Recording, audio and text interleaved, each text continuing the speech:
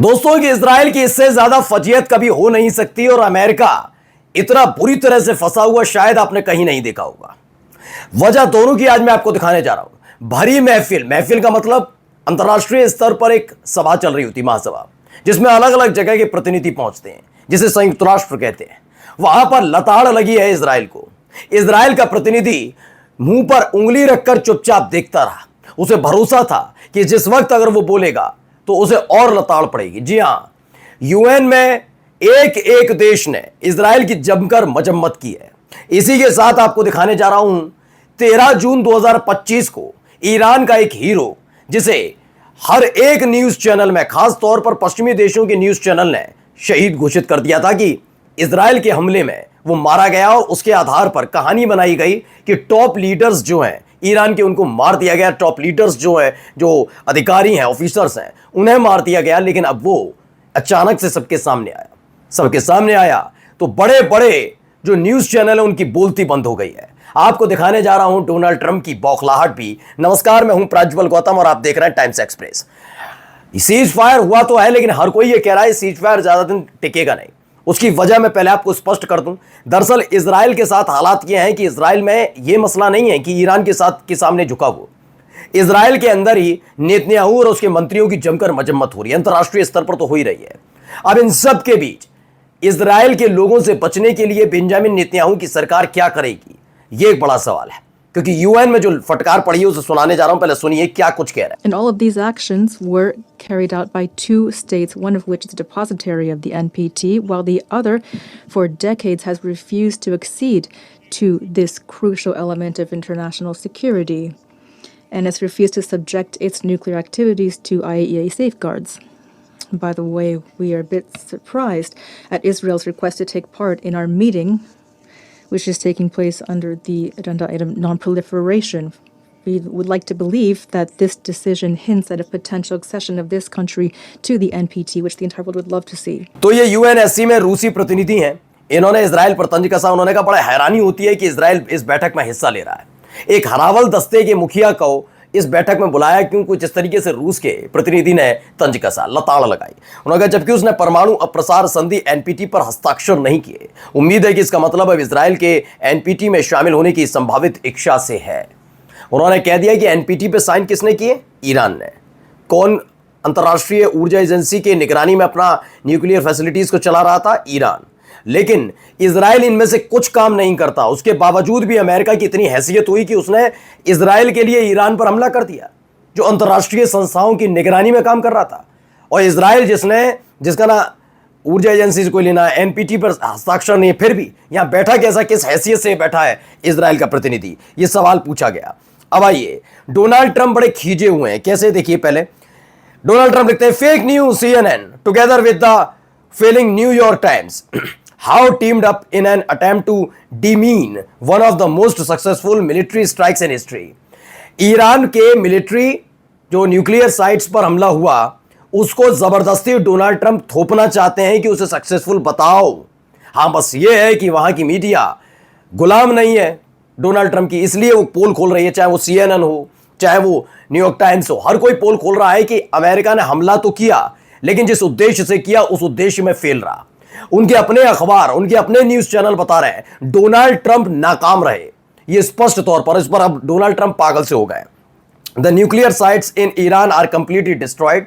ये कह रहे हैं डिस्ट्रॉय हो गया, बर्बाद हो गया, जबकि CNN, न्यूयॉर्क टाइम्स, जो पश्चिमी देशों के अखबार है, उन्होंने कहा नहीं, कोई नुकसान नहीं पहुंचा। आज भी 4 टन यानी 400 किलोग्राम यूरेनियम उसके पास है, जिससे 10 से 11 न्यूक्लियर वेपन बनाए जा सकते हैं। यह अब तक का हिस्ट्री का सबसे नाकाम ऑपरेशन अमेरिका का रहा, ये वहीं के अखबार बता रहे हैं। इससे डोनाल्ड ट्रंप की हालत ठीक नहीं लग रही है। अब आइए एक हीरो से मिलवाता हूं, पहले वीडियो देखिए।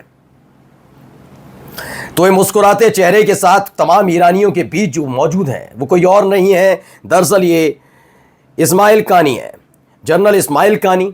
वही जनरल इस्माइल कानी जिनकी मौत की खबर तमाम न्यूज चैनल ने चला दी। कह दिया देखा, इजराइल ने फूंक दिया ईरान के टॉप लीडर भी निशाने पर, बड़े बड़े अधिकारी, पूरा जो टॉप कमांडर होते हैं उनको मौत के घाट उतार दिया। ये है इजराइल की ताकत। हमारे यहाँ की मीडिया भी चिल्ला रही थी, हमारे देखिए न्यूज चैनल वही वाले, जब भारत और पाकिस्तान के बीच तनाव था, वही कराची और बंदर का और तमाम जगह, वैसे ही वहां पर भी चीख चीख कर बताया गया।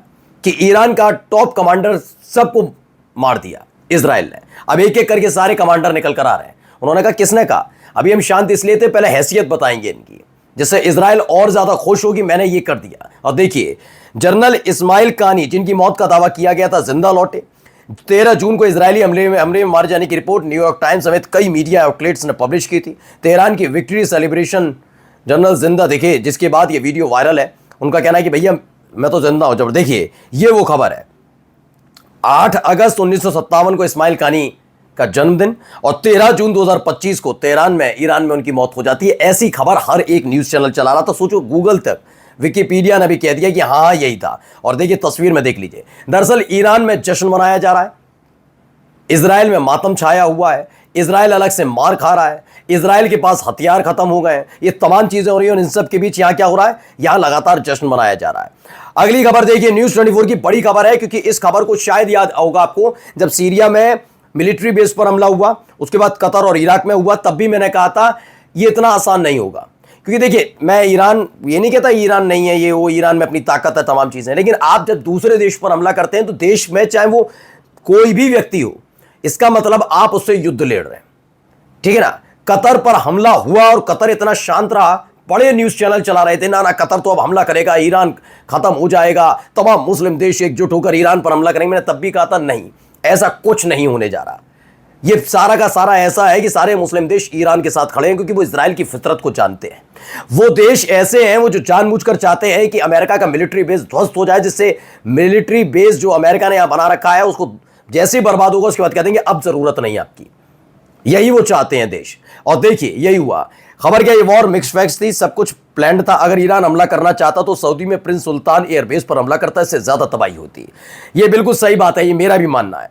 अब मैं, ईरान ने क्या किया, ईरान ने उन जगह जगह पर हमले किए जिसके साथ उसके बहुत अच्छे संबंध हैं, और उन्होंने भरपूर साथ दिया।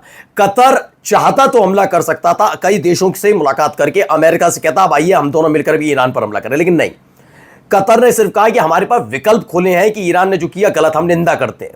लेकिन उसके बाद उसने यह भी कहा कि 19 मिसाइलें दागी गई और एक भी मिसाइल से कतर के किसी भी व्यक्ति को नुकसान नहीं पहुंचा। यह बताता है कि कतर हमला नहीं करने जा रहा, यानी कतर ने अपने यहां हमला करने की पूरी खुली छूट ईरान को दे रखी थी कि करिए, क्योंकि हम भी इनसे परेशान हैं।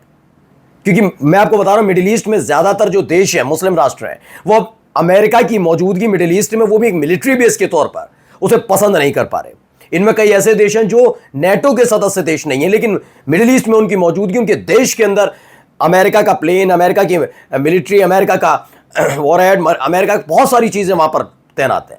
अब उनसे वो परेशान है। वहां की जनता खुद नाराज रहती है कि अमेरिका को हमने इतना स्पेस क्यों दिया है। वो चाहते हैं कि उनके देश में कोई घुसकर उस पर हमला करे, उसे बर्बाद करे और फिर उससे नमस्ते कर ली जाएगी, अब आपका मिलिट्री बेस यहां नहीं बनाएंगे, आपकी वजह से हमारे देश पर आफत आती है। और ये हो भी सकता है आने वाले दिनों में कई मिलिट्री, जो कई मिडिल ईस्ट के देश हैं, वो अमेरिका से तौबा कर लें। तो ये पूरी तरह से पहले से तय था। अब आइए, डोनाल्ड ट्रंप क्या कह रहे हैं, सुनिए। President, did Iran make any commitments yesterday about uranium enrichment? About what? About uranium enrichment and They're not going to have enrichment, and they're not going to have a nuclear weapon, and they know that. They're going to get on to being a great trading nation. You know, they're very good traders, and they're going to be a great trading nation, and they have a lot of oil. They're going to do well. They're not going to have a nuclear weapon. so did they The last promise? thing on Iran's mind right now is nuclear weapons. मैंने कहा ना, ये आदमी बहुत परेशान है। इस आदमी को बस ये सुनना है कि ईरान बर्बाद हो गया, मतलब, और ईरान की बर्बादी नहीं चाहिए। इस आदमी को नोबेल पुरस्कार चाहिए, नोबेल पुरस्कार पीस में, कि मैंने युद्ध रुकवाया, मैंने जब हरकत ज़्यादा बड़ी ईरान की तो मैंने हमला कर दिया, तमाम चीज़ें। जबकि इनके अपने अखबार खोल रहे हैं पोल की नहीं, ऐसा नहीं हुआ।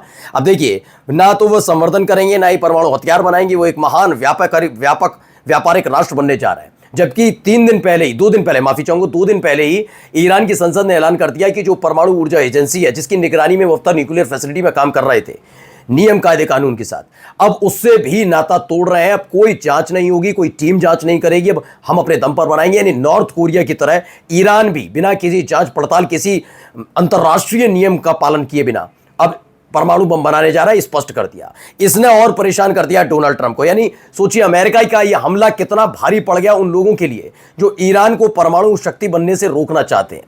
ये बहुत दिनों से रुका हुआ था, 1996 से कहा जा रहा बन गया, अभी तक तो नहीं बना था, लेकिन अब बनेगा। रोक भी कोई नहीं पाएगा। और अब जाते जाते सुनिए भाई, बेंजामिन नेतन्याहू का दर्द भी सुन लेना चाहिए, सुन लीजिए। 7 years ago, you saw how in a daring operation of the Mossad, we got the archives of Iran's nuclear program, plans to destroy Israel. We presented it to President Trump, to the world, to you, citizens of Israel.